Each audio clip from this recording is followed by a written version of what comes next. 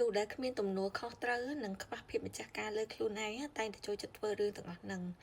ធម្មតាតែងតែយកទំនួលខុសត្រូវរបស់ខ្លួនឯងឬមួយក៏យកបន្ទុករបស់ខ្លួនឯងដើរទម្លាក់ដល់អ្នកដទៃ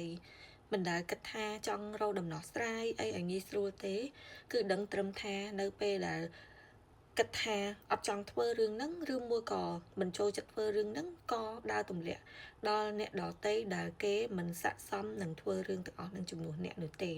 ដោយសារតែមនុស្សយើងម្នាក់ៗមានបន្ទុករៀងខ្លួនអញ្ចឹងកុំព្យាយាមយកបន្ទុករបស់អ្នកមកទម្លាក់ឲ្យអ្នកដទៃដែលមិនមែនជាអ្វីដែលគេត្រូវតែទទួលទេ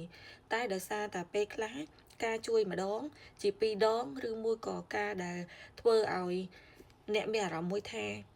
ការជួយរបស់គេនឹងទៅជាទំនួលខុសត្រូវរបស់គេ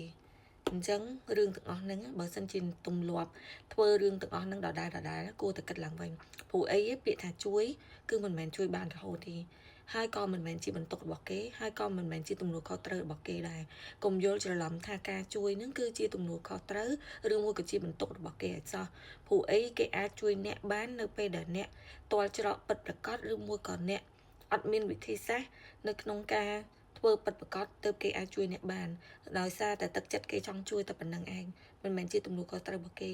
អញ្ចឹងកុំយល់ច្រឡំហើយកុំបន្តធ្វើរឿងហ្នឹងដដែលពួកឯងអត់មានពីណាគេអាចទ្រាំនឹងទង្វើដដែលដែលអ្នកគិតថាយកទំនួលខុសត្រូវរបស់អ្នកមកទម្លាក់ឲ្យគេដដែលបាននេះកែប្រែឡើងវិញបើមិនចង់ឲ្យថ្ងៃក្រោយទៅគេលែងចង់នៅចិត្តនៅក្បែរអ្នកតទៀតអូខេ